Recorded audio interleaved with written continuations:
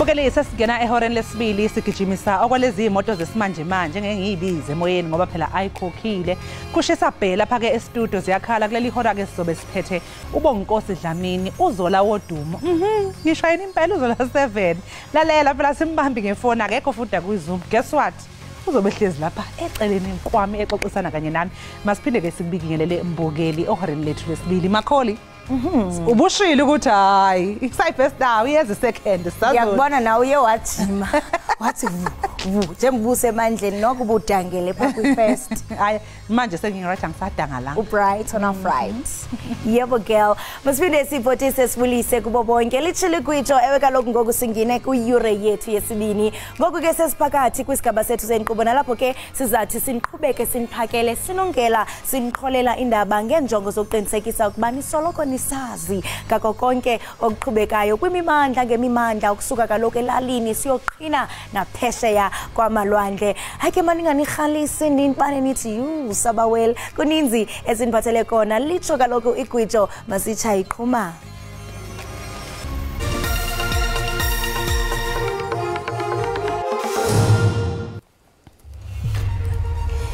Inkonzo zikaNgxamiseko zaseGauteng zithi abantu abahlanu bonzakele baza basiwe esibhedlela emva kokuba ilori ye-Ekhaya gas kunye nesakhiwo sorhwebo esikufuphi sithe satsha eBramfontein phezolo.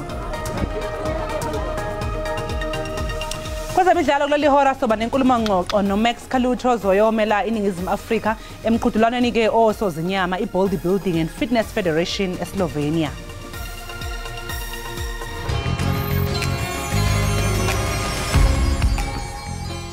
Igama lam ndinguLiso the musician lena Ekhaya Jikelele ufumana imidlalo ufumana imozulu ufumana imiculo ufumana nezindaba bandi jongile abantu abadala bandi katile abantu basekhaya bandi katile abantu abadala bandi jongile abantu basekhaya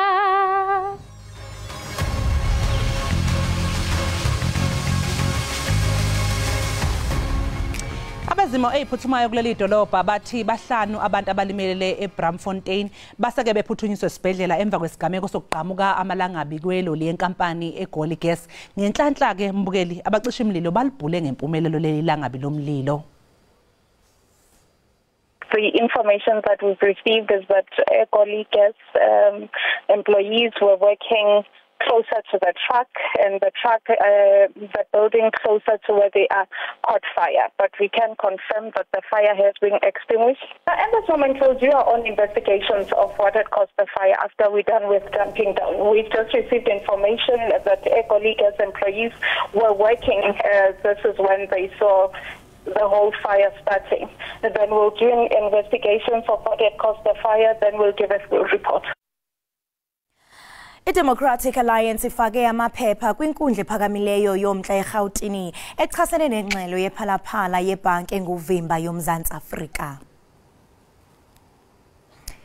Lombutho ufuna ukuba isigqibo sebhanki sibhengezwe ukuba asihambelani nomgaqo siseko kwaye sibekwe bucala. iDA kwafuna ukuba kufakwe umyalelo wokutshintshwa kwalowo uthunyelwe kule bhanki. Ifuna ukuba siphinde siqwalaselwe esi sigqibo singaphelelanga iinyanga ezintathu. Ngqongqoshe wezogesi uDokotela uGosiye Nsura Mkhupa unethemba lokuthi iphehli zamandla eholele ekutheni izwe lingene esigabeni sesithupha sohlelo lokucisha ngogesi zizobuyela esimeni esejwayelekile sokusebenza kuleli sonto. Kusukela izolo ngeyithuba zehora lesihlanu ekuseni lelizwe lifakwe ngaphansi kwesigaba sesithupha sohlelo lokucisha ngogesi kuze kube isikhathi esingaziwa nakuba izwe belifakwe egabeni eziphansi zohlelo lokucisha ngogesi ngesikhathi sasebusika kapha ukungalungiswa kwengqalasizinda kunomthelela egabeni ze-load shedding. The stage 6 load shedding that we are experiencing now is largely on the account of first us ramping up planned maintenance and of course the issues of unplanned capacity loss factor. If you see historically what had been the biggest contributor to stage 6 load shedding was two things, was essentially the unplanned capacity loss factor going up and also the peak demand going up. And the the time we had it was when the peak demand was at 33,900 megawatts. If the situation were to deteriorate further, we'll find a way of ensuring that also on the planned maintenance we are able to slow it down. But you'll see when we share with you that we have confidence that in the next few days towards the end of the week, those units are going to come back on stream. Hake mbukeli mangabe sibheka lapha yana efilide Vryheid siyabona ukuthi hayi njengoba manje kusasekuseni lisathe ukuguqubala kodwa kuyothi kushaya igadi zasemini ngo1 bese liqala liphuma ilanga amazinga okushisa azozafinyelela lapha ko20 degrees ukuzwa ke kabanzi ngesimo sezulu ake sibheke ukuthi ke kushisa kanjani kwezinye indawo.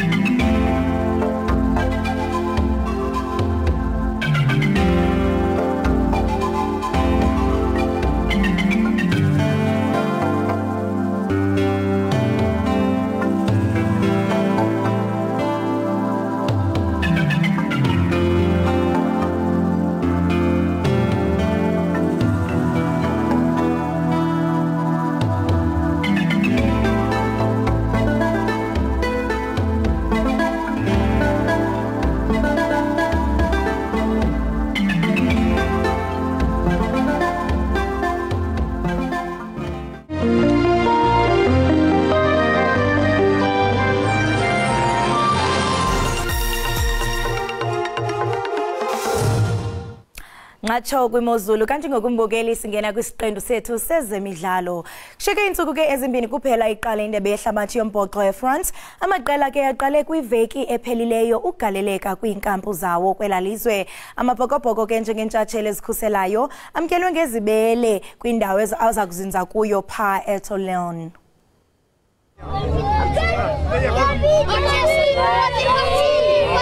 Abadlali bamkelwe ngentsholo yomculo ngabafundi bephephezelisa iflag ingumjuxuzo nje. iSpringboks siza kuqala njengentandane kuletumente nanjengantshatsheli esikhuselayo. Kuza kufuneka baqhelane nendlela edlala ngayo iScotland neIreland kupool B balungele nosotheko iFrance kanti ke neNew Zealand mhlawumbi kwi-quarterfinals. Usomaqhuzu ombhoxo kwihlabathi baqhobele izandla abaqhuquzeleli balengxikela yetumente. We're about to have a really special moment in rugby's history and rugby's journey. Bill referenced it, rugby's 200 years old this year, so this is rugby's 200th birthday party, and like any great party, you need a great host. We've got a great host. Thank you to Jacques and Martine and the team. It's easy to forget that a lot of the planning for this tournament was done in the middle of a global pandemic. So to be at the stage we're at with the excitement we've got is truly amazing. Njengabasindleki iza kundulula itumente iFrance ngolwesihlanu xa iqubisana neentshatsheli ezinhlanu ezintathu iNew Zealand eStade de France. The stage is set. Now it's down to the teams to perform. And I think it's fair to say that the action will be compelling, spectacular and unpredictable. Loza kuba luqilima ukhuseleko kwitumente iFrance iza kutyala becandelo lezokhuseleko abaqabeleyo ku-7,000 jikelele kwilizwe ukongeza kwi-5,000 yabezokhuseleko lwabucala abaza kugada amabala tshitshilili kwizixeko.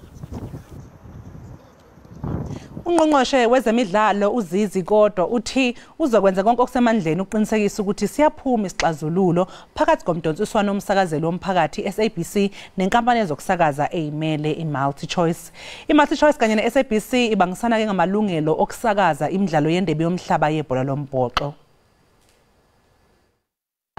There's an issue that between now SABC and SuperSport.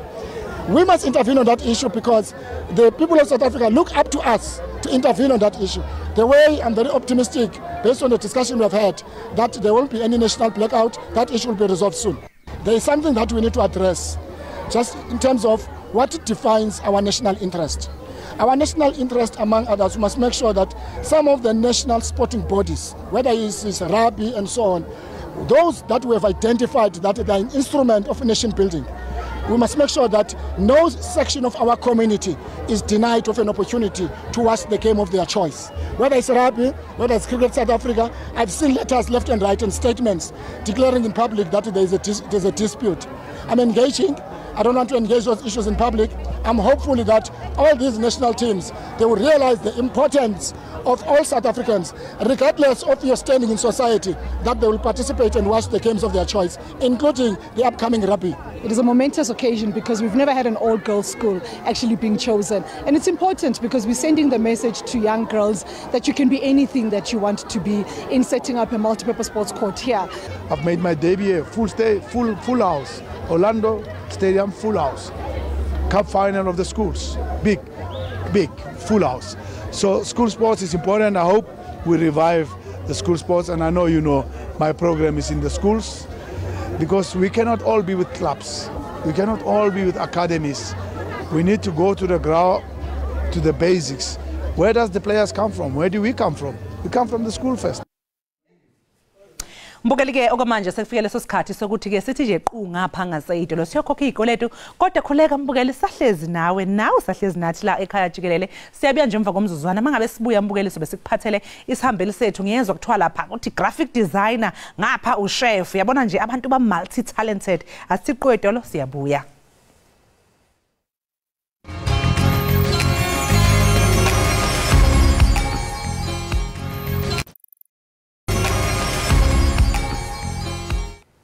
Enkosi ngokuhlala nathi nisibukele apha ekhaya Jikelele kwinkqubo ndaba yakho iphala phambili eqaqambisa ulwimi lwemveli uDTT. Izola Nkosi Homwell icandelo ke le Head of Design and Consultants. Inkampani ke yila kwaye yenza izixhobo zasekhaya nekhitshi kunye nempahla. Eyona njongo ke iphambili kukubonelela ngezinto ezikumgangatho wehlabathi ezasekhitshini ezingundoqo kwaye zisasazwe kwimarike zamazwe ngamazwe. Umnini inkampani ke uZola Nkosi unemvelaphi eluqilima kuyilo nendlela ke nedlala ke indima ephambili ekuyilweni kwenkampani nakwinguqulelo entsha. Uzola wenza ke i-NDIP graphic design kwi-University yaseGauteng kwiminyaka engaphezulu kwe-15 eyadlulayo. Kwaye ke wasebenza njengomyili kwingqesho esisigxina waphinda ke wasebenza ngokuzimeleyo. Uzola uqokelele amava awoneleyo okuqonda iimfuno zabathengi kunye nobume bemarike njengomseki westudio sasekhitchini saseZola esiyinxalenye ye-Head of Design and Consultants. Oko ke kunike umfanekiso ngqondweni omhle malunga nokulindelwe ngabathengi bakaZola apha estudio. Zola masikubulise sikwamkele enkqubeni ekhaya Jikelele. Siyabonga, thank you so much Sanibonani. Wow, xa ndifuna intro yakho jonga inyawo zinodaka kudala uqusha uqashalaza uhamba uphuma ngaphambi kokuba nje singene kule ngxoxo yethu. Ka usele thuphe kubani uZola uhambo lwakho selude ulapha namhlanje? uZola comes from eMaritzburg. Ngikhulele eMbali and then ke ngase ngafundela khona eMaritzburg. Ekufundeni kwami I've always just been a creative person, so njalo nje bengihlale ngilo umntwana lo mangabe uthisha ekhuluma I'm busy doodling elokhuzeni ephepheni noma yabona nje mangabe uthisha efundisa lapha I'm listening, but also I just needed to be busy with my hands. So ngenza ke iart ke from primary school all the way to matric. So one of my subjects was art. And then again, mangiqeda lapho because benga registeranga university, I went and did a year esikoleni lapha eMaritzburg sokuthunga. Then ke after ngiqeda ukuthunga, then my mom benobaba bangihlalisa phansi babuza ukuthi okay ufuna ukufundani kahle you know, yes uyathunga, you've got clients, but is this what all that you want to do empilweni? Ngathi yazi ngoba ngiyayithanda i-design ingcono ngiqhubeke, then ke ngaza la e-UJ. Wow. Ngizofunda khona, yeah. Then ke that's how I completed my end graphic design. Amazing work. So from completing graphic design yakho kwi university waqomba jonga yana se kitchen ungumpheki ntombi. Jack of all trades. And then ukupheka ke ngokungenaphi? So ukupheka it's part of my fidgety nature because ngipheke since ivele ngisaseyingane. Nginabo 9 bengilo umuntu loyo mangabe kufika ama visitor imine ngijima namanzi, imine ngijima namajuice, yimi loyo sengiyenza ama pancakes, you know, something ukuthi sinikeze umuntu ofikile, ngoba uma waye umuntu onjalo ukuthi makufika umuntu noma ngabe kuthiwa kukhona iphuthu nekabishi phakela umuntu ofikayo. So mangabe efikile umuntu kungenalutho yimi lo ngimix uflour, ngimixa you know margarine, ngimixa in by the time umuntu ephuma tholile noma iscone noma imuffin. And then as I grew up ngikhule nako ke lokho ngoba nase university bengwadayisa ama cake, making extra money for that. At campus bebangazi nje like that girl who had that suitcase nyana enama layers ama cake and all that stuff. And then ke mase sengiqalile ukusebenza as a graphic designer, I wasn't quite fulfilled ngoba benginalelo uthando for cooking, and hence that's why ke then ngangena ke futhi again kwi hospitality. So waqonba jonga, why not dizenze zombini? Graphic design, cooking apha. Ndiyakuva into kubana uthetha ngobana mhlawumbe bumixa irama neflour. Ungathi mhlawumbe i-baking is your favorite? Not really now. Funny enough, dala bengi enjoya. I think after studying culinary arts, ilang bone khona ukuthi there's so much science in baking. Mele ube very awake mangabe uzobheka ngoba fanele ukale, fanele wenze show temperature right, zonke lezo zinto. Kodwa ke I make mean cakes. I can tell you that. Can tell you that for sure. Awuziphathelanga kodwa. Ezithi nje yabona. Yazi uke usithi kaloko. Yazi nje indaba yo load shedding nani ndiyabona namhlanje because ngiyanithanda nginiphekele ngo12 midnight. Awulalanga. Angilalanga. Akutho kalala umpheki, akalala umpheki. So yeah, so ngifike ngavuka because besine ischedule sethu besithi 2 to 6. So I'm like ayingeke. Fanele kube fresh lokudla, it has to be done today. So that's why ngathi ake eating nenzele. So I want to get back to the arts ngoku. I mean uyathetha into kubana, I mean ndiyazi into kubana nizi artists nisebenzisa i-art to tell stories. You know ukhona omnye besinaye nje recently uyathi into kubana kwi-art yakhe yena utella the real stories of black people ingakumbi xa sijonga endula. Ndiyarhalela ukufumanisa into kubana pha kwi-conversational artwork nigxile entwenini. Okay, so i-conversational artwork eyenza ukuthi uma ngabe uye somewhere nikhulume ngaleyo ndaba leyo. So i-example lengayisho lana, for example kulama plate wami engiwadwebayo. Uma ngabe ufika somewhere uhlala phezulu kwetafula, the first thing ozoyibona ile ntombazane ehleli lana ekuthiwa unkosazane. Obviously seniyaqala niya conversate ukuthi how lo sisi ohleli akasibhekile nokusibheka umile la kuleli plate kwenzakalani ngaye. But the nice thing is that kuvulelekile ngoba wonke umuntu open to interpretation ukuthi le ntombazane who is she, because unameless akana buso kodwa umuntu futhi okwazi ukidentify naye ngoba uyazazi ukuthi umuntu omnyama umuntu okwazi ukidentify naye. So it then causes a conversation, you know, within your dinner table. Wow. And I'm just looking at all these visuals. Indlala yavele yavuka kasana. Andazi noma ngathi kwam ndike phana Zola's Kitchen Studio. So that is your studio. Kuba ndiyabona into kubana khona nabantu abazi waiters abaphekayo. Ngapha ndiyabona neplate zakho Zola Nkosi, which I believe that you integrated graphic design with chef. Kasixolele ngokukutya kulapha sikubonayo on the screen.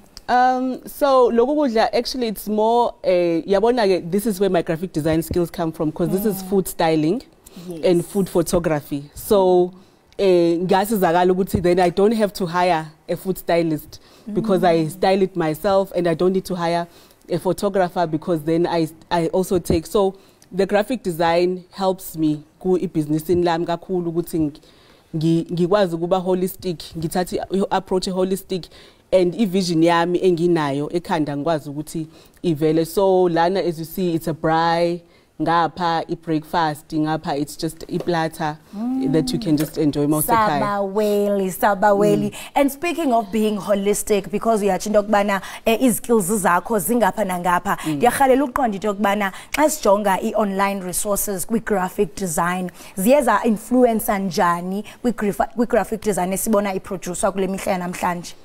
So I think online is very important. Qale nje ukuthi kumele sikhule as kukhula i-technology, otherwise you get left behind. You know, so the one thing that is very important with graphic design is to always upskill yourself. Uhlale wazi ukuthi kwenzekalani with technology, and then uwazi ukuthi that's why nginama online store manje, because before COVID I didn't even have an online store, but I had to now advance with technology in terms of having izinto online so that I can be found all over the world, actually. Yeah. So which one is your first love? First love. I think creativity is my first love. Angisho kanjalo. Awukwazi kaloko sana upheka graphic design. Okay, angithi mhlambe mawungivusa uthi nje zolapheka. I don't even ask you. Ngiyasukuma ngiyagijima ngekitchen. Amazing. So I think that's my first love, because into engiyenze ngisasemncane and ngikhule nayo.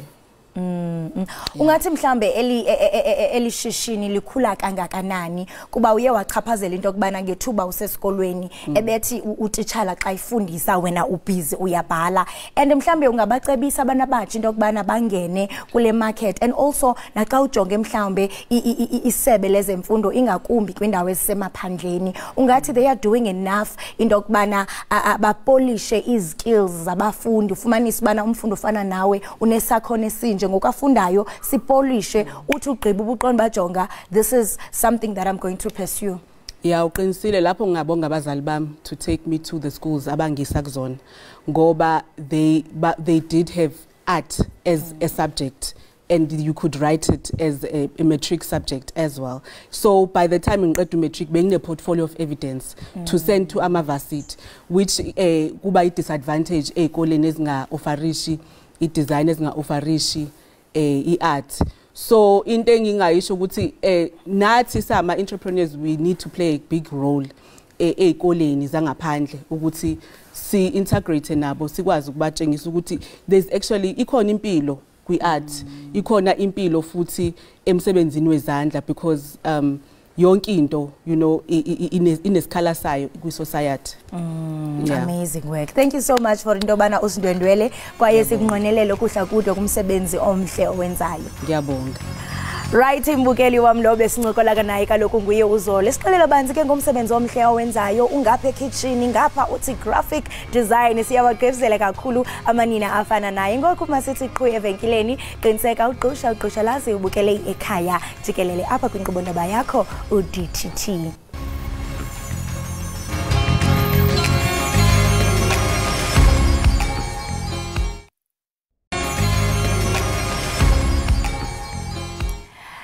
Enkosi ngokuhlala nathi nesasibukele apha ekhaya jikelele kwinkqubo-ndaba yakho uDTT. I-International Bodybuilding and Fitness Federation iyaqhutywa ke kwinyanga ezayo eSlovenia. Bamalunga ne-10 abaphakamisa intsimbi eMzantsi Afrika ekulindeleke babesele bekulungele ngokupheleleyo ukuthatha inxaxheba kule tumente ekupheleni kwale veki. Ukhusela imbasa ke yegolide kunye nomnini wewonga uye wasokola ukuqokelela imali eyaneleyo yokumela ilizwe. Ngale ntsasa ke apha enkqubeni sithetha ngeZoom nayo uMax Khulathi osuka eKariyerha eMpuma Koloni noyintshatsheli ye-BBF ye-bowels ezi-50 kg. Max, masikubulise sikwamkele enkqubeni yethu ekhaya jikelele. Ndabulisa sisi wami, enkosi ngonamkela kwinkqubo yakho. Ukuphakamisa intsimbi kunye nokwakha umzimba ayingomdlalo uqhelekileyo. Umuntu mhlambe anqwenela ukuthatha inxaxheba kuwe njengomuntu okwisitulo esinamavili. Yintoni ekukhuthazeyo ithe yakhuthaza ukube mhlambe ube ngumakhi womzimba? into ethi yandikhuthaza mna ndazibona bandibhityile nekubhityeni kwam zandiyithande because zange ndazalwa ndikwi-wheelchair so ndathi ndohlala kwi-wheelchair ndazibona ndibhityile so ndazithengela iintsimbi ezimbini o-2.5 kuba ndifuna uqinisa iingalo zam ndibe nozikwazi uzityhala kwi-wheelchair ndingadingi mntu sometimes for uzityhala pha ndathi ndobona ke iingalo zam ziyele ezikhula kule nto ndiyenzayo ndakhuthazeka njalo ke ngokujoyina intsimbi. Ungathi mhlambe wena Max mngakanani umsebenzi owenzayo uqinisekisa ukuba ukulungela ukuthatha inxaxheba kwitumente efana nale?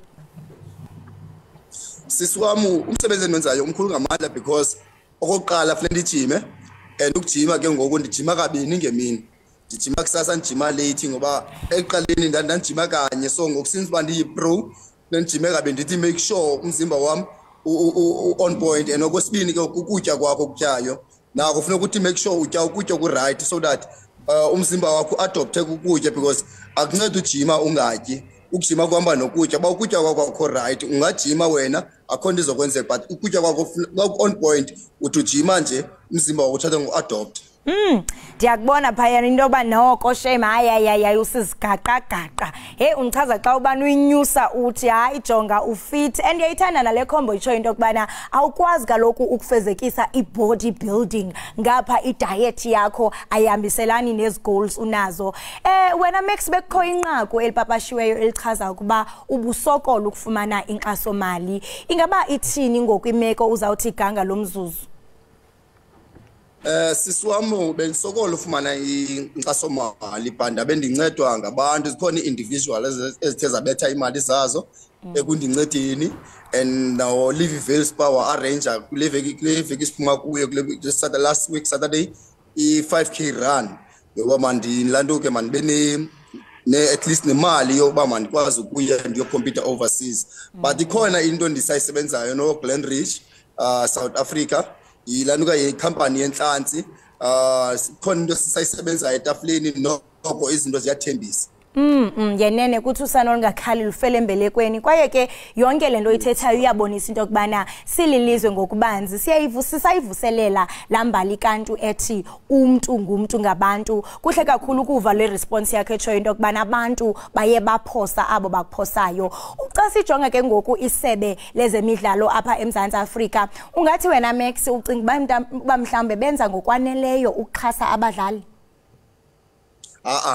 Mzantsi Africa yasifeyila singabadlali whether we amateur whether we professional bona bafocus kwi-sport ezithile abanayo lanto ba i-sport sonke esi-sport bafocus kwi-sport top 3 ye-sport apha eSouth Africa ethi ba yisoka yi-rugby cricket that's only ezinye i-sport abazixhasi tu because kunojonga indima ndedwa umuntu osokola ngemali when it comes funeka uyomela umzantsi kwelinye ilizwe sibaninzi sizi-athletes esisokolayo ngoba ilantuka urhulumente wethu uyasidisappointa ngamandla kasupporti enough cause umzekelo ngoku ndithi nxa ndibuya phana ndibuya kuthiwa a-South African but nxa ndisiya phana ndiyapha as an individual so loo nto ndifilisa ukuba apha eMzantsi Afrika urhulumente wethu hayi usiphoxa mpela sisiwami. Ndingatsho wena Max into yokubana nakubeni nje ikhona imicelimngeni ojamelene nayo kuba omnye umuntu mhlambe uza kubona namhlanje sithi hayibo uMax i-bodybuilder kodwa akaqondi ubunzima owahlangabezana nazo ekubeni mhlambe ufumanisa into yokubana ngoku usawuzophila nale meko nje ukukhuthaza umbukeli wabelana nathi mhlambe ngemicelimngeni othe wajamelana nayo kwaye ungathi mhlambe lo micelimngeni uyisebenzise njani uba unyukele ngasentla njengokuba sikubona namhlanje? Sisiwami kunganikezeli yazi uthi nxa uye empumelelweni kufumaniseka uba usokola nyani to the point yokuba ufune ulanduka unikezela apha ebomini. Bakhona abantu kufumaniseka uba bekujongile nje bayayithanda oyenzayo qha bafuna wena uzibonakalise uba userious kangakanani kwinto oyenzayo ngoba ezibandisitsho uba nalapha ejimini shem bakhona abantu abandixhasayo ngoba ngoyena muntu wheelchair ndedwa apha ejimini so kufumaniseka uba ndithi nanxa nditreyina umuntu akhathazeke uba ndiyenza njani lento ndihlele kwi-wheelchair so ndizama ukuthi umntu mangangeni kwi-sport yoba ecemba kulula no akho lula empumelelweni inida wena uba mawube-focus ube-consistent and uzixelele ba whether ikhona imali whether ayikho imali lento uyenzayo uyithandayo uzoyenza kwaye uzophumelela. Makhulu lo mazwi, focus and consistency. From Gqeberha to the world, ndiqinisekile into yokubana idolophu yakho iyazidla ngawe kuba ngenene ningathi into yokubana singumzantsi Afrika uphela uye wasibeka kwinqwanqwa eliphezulu kanobomu. Kusekhona ke abantu sathetha ngekubana mhlawumbe ukuya empumelelweni akululanga. Kusekhona mhlawumbe abantu abahamba ngezitulo ezinamavili okanye olunye uhlobo lokuphila nokukhubazeka abathi bona hayi impilo yami iphelele apha konto endinokuyenza. But here you are defying the odds. Ungathini nje amazwi okuba akhuthazeke naye?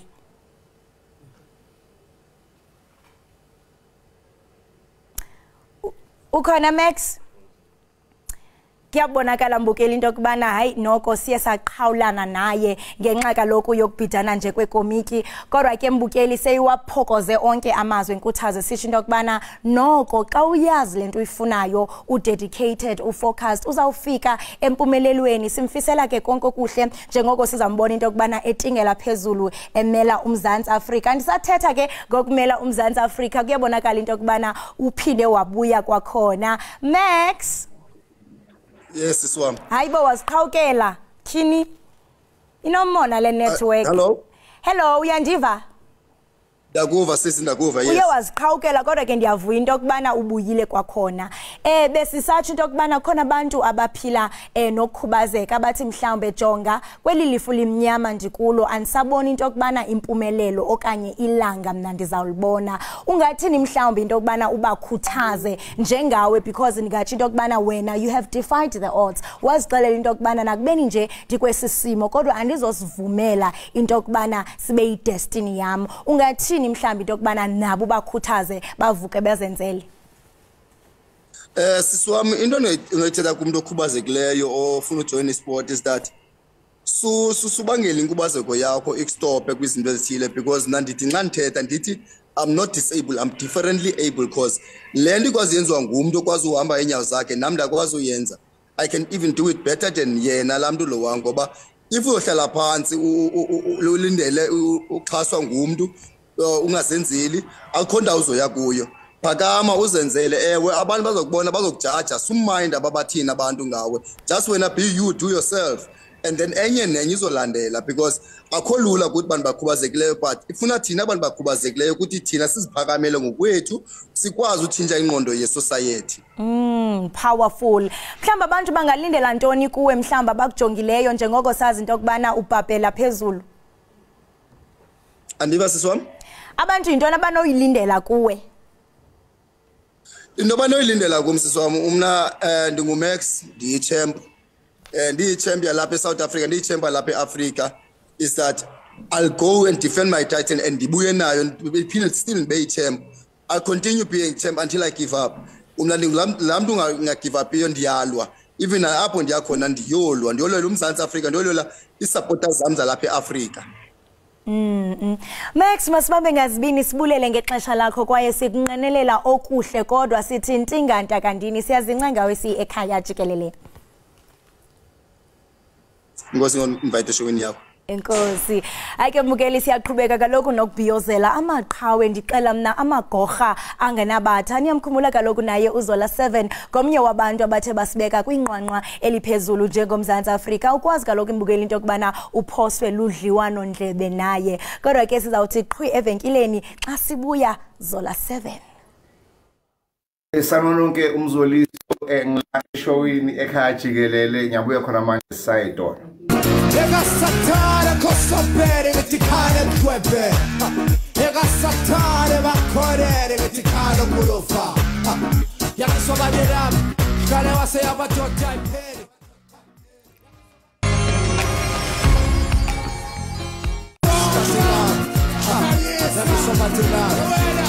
Ega satare kosopere metikane twebe. Ega satare bakorere metikane kulofa. Yakisobadira kale wase abatota imperi. Yakisobadira kale wase abatota imperi. Ega satare Mbukeli umculo uletha imizwa ehlukahlukene ebantwini kanti ke enye yenhloso zawo ukwelapha umphefumulo uvuselela ithemba uphinde uqwashisa abantu ngegameko ezithile ezenzeka empilweni. Thina abantu ke phaqa uma ngabe silalela imsakazo sibuka noma bona kude kunabantu nje ukuthi ngenxa yemisebenzi yabo bayitholela ikhala enhlizweni zethu sifisa ukubazi kangcono futhi sazi kabanzi ke nangempilo yabo. Kunabantu umbukelo ukuthi bona uma ngabe sebephumelele bangaqhele ebantwini kodwa bazethwese ijoka lokwelekelela abantu abanye abantu kuze phela baphila impilo engcono bakwazi futhi nokuphunyula nje ke osizini olusuke luba khungethe. Kunenqalabutho ke yomculi weKwaito uqweqwe lomlingisi kanye nomqoqo wendondo uBonkosi Dlamini odume ngelikazo la 7 ngenxa yohlelo ayelwethula phela lapha eSABC efeza amaphupha abantu eminyakeni eyedlule. Hayi noma nje ungibona nje mbukeni nami nje hayi umlomo kuthi ufika lapha kwayihlathi ngendlela excited ngayo. Mzolist asikubingelele ekhaya Jikelele. Ngishayisa amahloni. Sibonke kakhulu ukuthi ube nathi kusekhaya Jikelele ke la so siyathanda nje ukuthi uhlala unethezeke ube comfy yonke into right kufudumele. Kahle. Ngangazi ukuthi ngoze ngikubone. Jabula vida yes. Ake siqale nje zola la mhlambe usicele usitshele ukuthi ukhulelele eMzambia. Yeah. Umfanyana ukhule nje kanjani bekunjani ukukhula umfanyana eMzambia? Hey into eziningi lapha yana nogogo ekhaya umthetho uqinile izikole zazi different lezi apartheid kwagcwela amabhunu ngaphandle kwakuhlala imoto ekuthiwa ama Casper igijima duma ama tear gas yonke indawo nje sasicabanga ukuthi umdlalo thina wasasiyingane yabona and then ngaphinde ngahamba ngayi Great Town kwamaphumulo ngasuka lapha ngaya Newcastle ngaphinda ngabuya futhi eGoli ngathothi nayi idumo impela lisekhona azikapheli kodwa asizange silambe yeah gogo wayekhona uma wayesebenza nomamkhulu so yeah kwakuphusheka manje usuyakhula ke usumfana umlingisi umculi lama talent omabili waqala wabona nini kwabona ukuthi hawu yazi mina I'm actually gifted in this I can do music ngapha mhlawumbe nokulingisa ilento oqamba amanga kuthisha esikolweni mawulethi mayekubuza umncenge kahle uthi azakuza ukuthi ayakuza ukuthi ayingena ke kodwa ngaphinde uyenze lento yenza shasha uthisha manje ikhule lento kanti italent lento yabona esikolweni sasenzo debating kwakukhona babebiza ikeshi ke kudala abantu abadala siyenzele emaklasini kube khona nama concerts ayenzule ezikolweni mhlambe siyo perform lapho makhona umiss yabo ama beauty contest ama beauty contest lawo and then ke kancane uyakhula lapho kodwa yabona kusese umdlalo awukaboni kahle ngoba uyingane ukuthi uyapi and uyakodwa uyabona phambili ukuthi bakhona abantu abama professional kulento asebeyenza le yeah and then ke kunzima ukuthola ukuthi uvula muphi umnyango yes akukhona isithombe ngifuna sisibuke sobabili ngaphambi ukuthi sikhulume ngaso udirector uzosifakela sona lapha ngemuva nasiya we uthi emlonyeni uyabona nje mina ngiyakhumula le era le yonke ingane yomfana esifaka uthi emlonyeni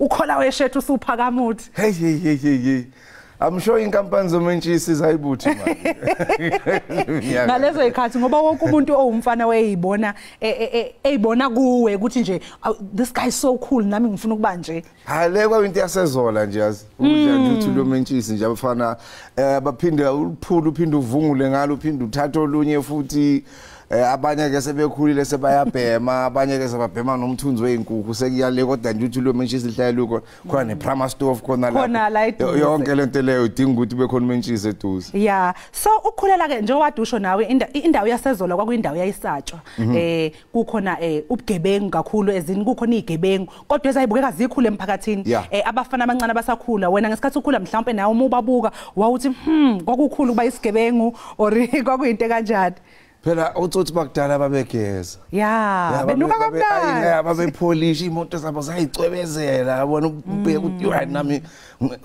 bathi tshontshe imoto khulunyelwe khona yasho ukuthi ayinoba nemali labafana lapha kodwa ngelinye ilanga nje mhlambe besathi awustart nje ke sibone intwana awenze la ntwana ngibonisa idriver kanjani hawu uma kuye soyafunda ukudrive kufika isikhathi la ngathi uyathunywa manje ngale moto then usually uhlobo lama BM nama VW yeah imoto esacatha ngaleso sikhathi esasezona ukhula nayo ke lonto leyo kuba ukuthi noma so dumile ngathi akusukeki kulezo imoto akusukeki amagusheshe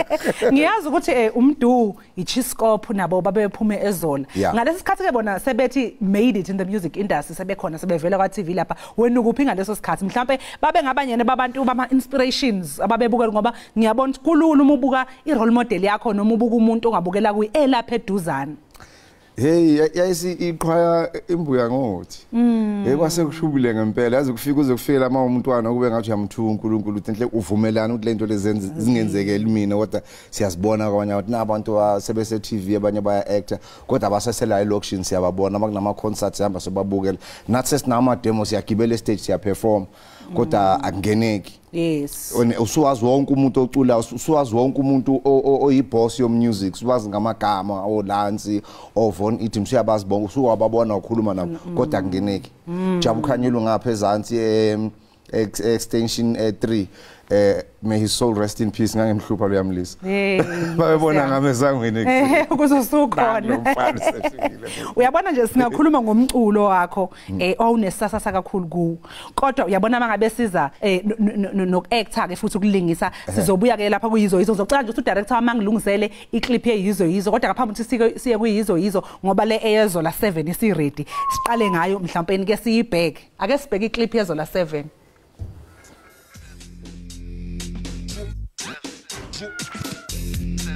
Noluvuyo Ngwanye ngihlala eKhaya Road outside East London.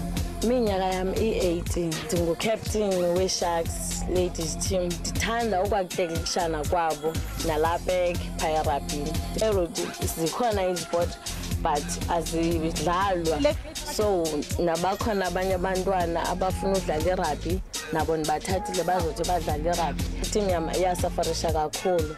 Zolandela team yami ukuthi yaziwe uba ineteam usakhumbula lokukhumbula ngenza iphutha ngilapha impela uyabona bengithi vele ngisazosho ukuthi yazi ukuthi lesi studio esikuso ukuthi ngoba manje sesishintshile kodwa wakwafika kuso eminyakeni edlule omunye badidiyeli ke balulu hlelo koUmphathi wethu uthi yena leyo clip leyo ebona isikhathi wawuletha umuntu la wena ephupho lokufunda indaba yes kwakuyisona sesistudio ukuthi phela manje sesishintshile so uthi yena leyo clip leyo yayinomthelo omkhulu empilweni yakhe because I think naye for him was a turning point ukuthi oh wow this is possible ngoba nami ngifuna ukufunda indaba okusho ukubuka yes nokuqala nje ukubona ukuthi istudio kuba into kanjani noma kufunda indaba waqala ukuyibona lapho izola 7 iqhamuke kanjani wa audition for yona noma wa approach akathiwa nje you are the best person to do this kwaba nje idea nje wahlala phansi etafuleni phela sayikhuluma kwaba ukuthi ngenzeka kanjani ukuthi kube khona indlela yokusiza abantu manje sekhona nale politiki ke yeyimali ofanele ziyokhulunywa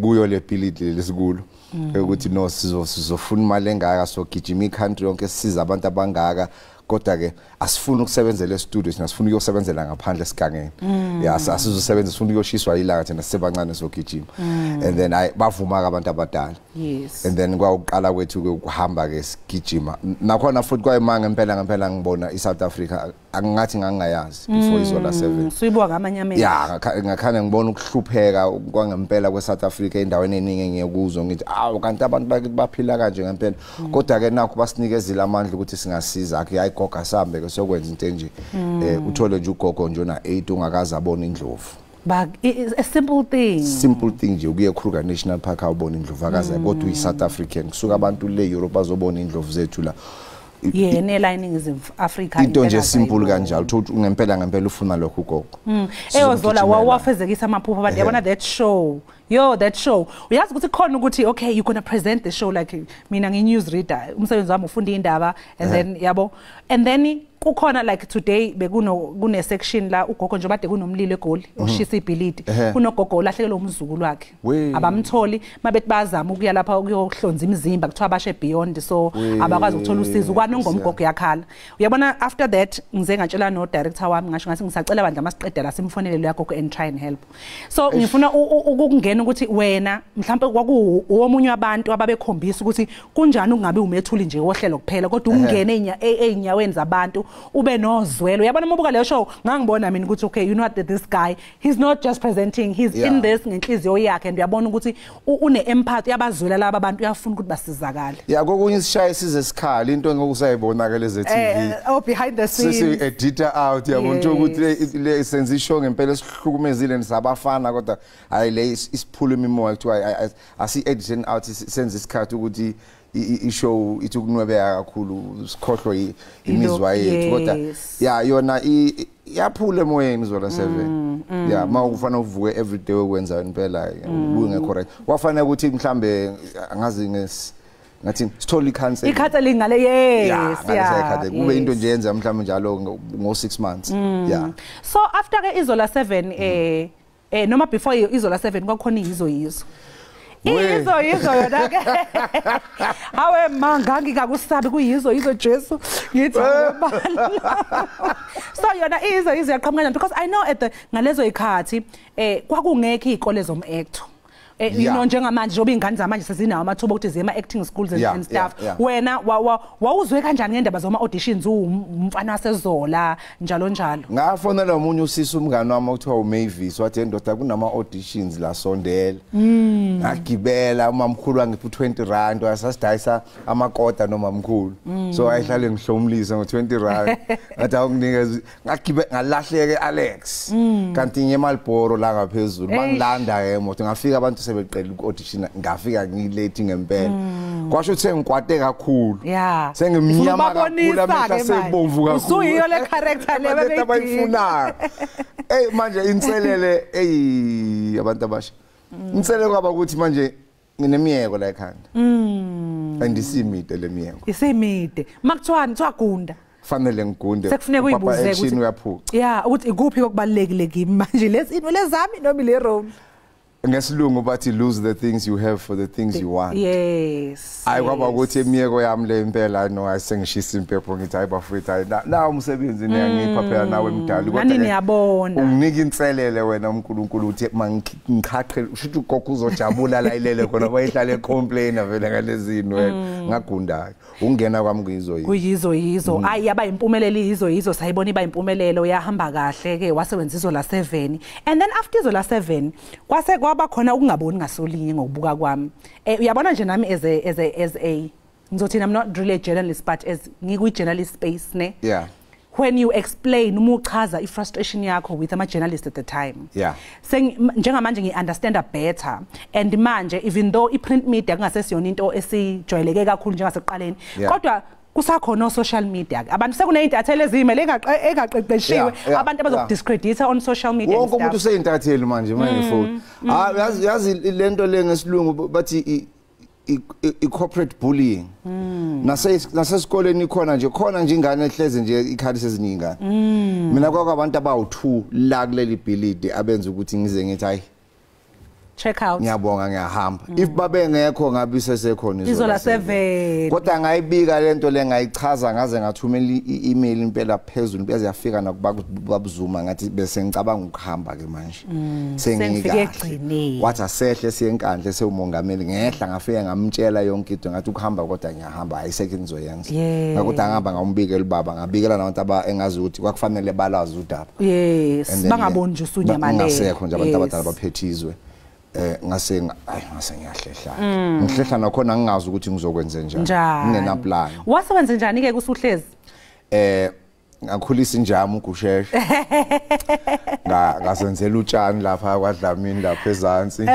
namane ngiqala ngibona how neyindonga kade zagcina ukupendwa leZola 7 leli phepha lesweet lifunani kuba uhlala emakhaya uzokwelusa inkomo zakho anganguthenga inqwaba awusengakanani ulwandle umdala leyo usemdala sawusisi ngiyazi ukuthi yena khona noma wenza ingoma enye into engangiyithanda ngakho ukuthanda uthando unalo ngezingane zakho yikho sonke siyamazi ulwandle because uthando lika Daddy hayi ukuthi firstborn yabhayizisana ungabuza nomuphi lova la i-firstborn phela yabhayizisa ngempela ila ufunda khona yonke into ube nokusaba futhi makufika i-secondborn usuke so ungconywana inyoni sowuzibona kancane ikakhulukazi futhi makuyintombazana makuyintombazana ayithawe mengawa lapha yapha xabana na wonke umuntu endlini uwe kanjani benibhekeni manje yabona kuthiwa hayi ingane ziyawa saziwa lo muntu indlela akhulayo cha lo akawi lo wami lo manje ke Zola ngiyazi ukuthi ena kuke kwaba nesikhathi ke la ubungaphathekile khona angifuni isigxila kule ndabeni zokungaphatheki kahle because usukhulume kaningi ngakho ukuthi isifo onama challenges ngaso yini kanjani sengifisa just ukwazi mina ngesimo sakho somqondo ukuthi at that time ngesikhathi kwenza konke lokho ubungazizwa ni mhlawumbe uwedwa because siyazi ukuthi yazi these days of depression izinto ezihlasele kakhulu ukuthi at the time did not feel alone ukuthi hawu mina sengingedwa or ubukuthola khona ukweseka obukuthola mhlawumbe the people around you buzomuhle lo ngicabanga ukuthi abantu engangicelile vele ukuthi mabahambe empilweni yami kwaba yithuba laba lokuthi bahambe kwasala labantu labo uNkulunkulu ayevele beyisabelo sami and then ke ngahlala kuleyo ndawo engibekwe kuye emzini wami ngalulama nabantu engangazi ukuthi la ngisafe mangihleli nabo abanye vele ngangasabafuni ngithe noma mangivuka lapho hayi ngaqala ngadelete phone ngadelete nje impela nje ngadelete ngathi le genge le ingaphinde nje isondela kadla uzohlala nalabo abantu bebe nawe ngezikhathi enzima ngoba khona abantu abakuthanda ama assessment esithize makwenzeka izinto ezingasile ngawe bese beyahlehla bese lokho sokubonakiswa nje uNkulunkulu sekuyindlela ngoba usuke yabona uNkulunkulu ukuthi mhlawumbe ngeke uzube nawo amandla okuyisusela wena bona abese create situation okuzoba yiyezo kwenza ukuthi ke baqhela usale lo muntu akufuna ukuthi situation yenkabe yami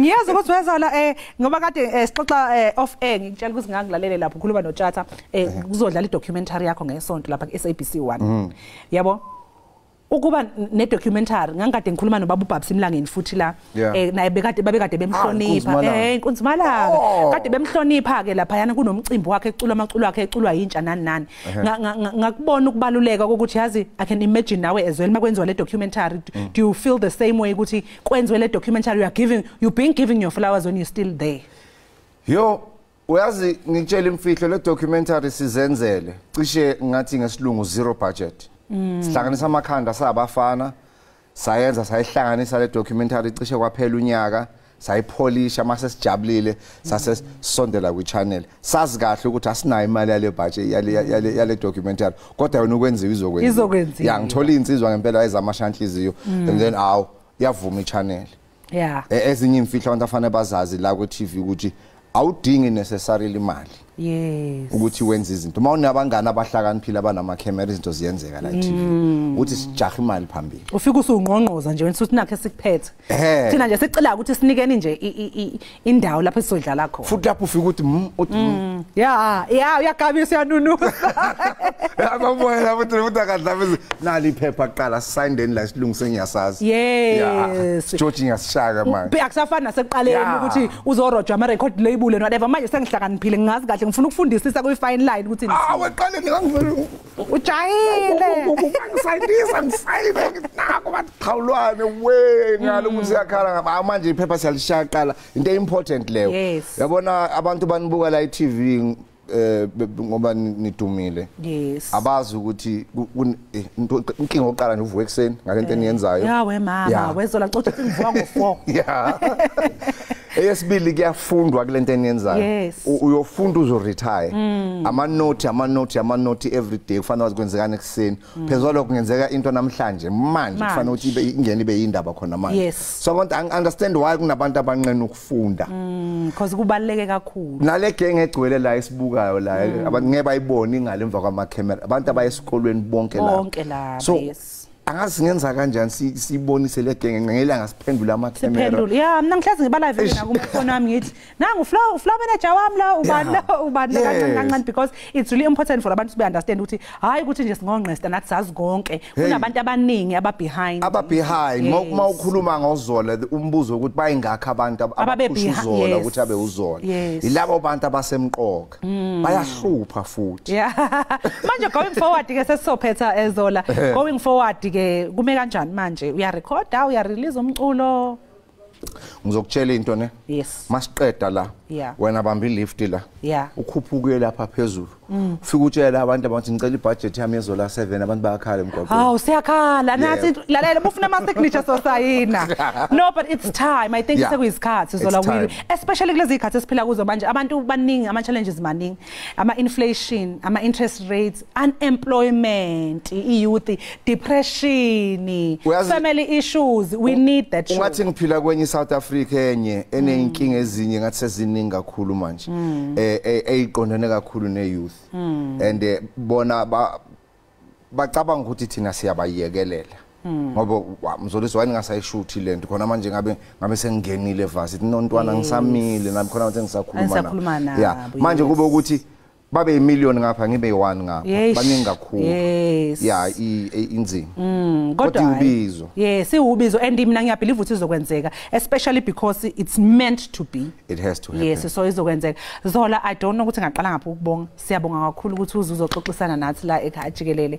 kwaba nje incoko emnandi uzosho njalo ugxa wami lapho umXhosa uyathanda ukuthi amancoko kube incoko emnandi siya appreciate thina siyakuthanda sawuthanda umsebenzi wakho sikufisela konke okuhle ukuthi uqhubekele phambili izola 7 sizosayina sizokhuluma soba ngumsindo ukuthi kuze egcineni igcine sibuyile ngiyabonga ngibona ukuthi ube umqapho sizulu sethu balekile ulwimi nezingane ezikhulayo lungalahleki ngiyabonga kakhulu siyabonga nathi umbukelekela obekuzo la 7 besixoxisana naye lapha ekhaya Jikelele okwamanje ke embukeli sesize sangena ke ehoreni lethu lesithathu kodwa phela besingesikwazi kuyinqamla lengxoxo ake sibheke manje ihamba phambili njengoba sesingena ehoreni lethu lesithathu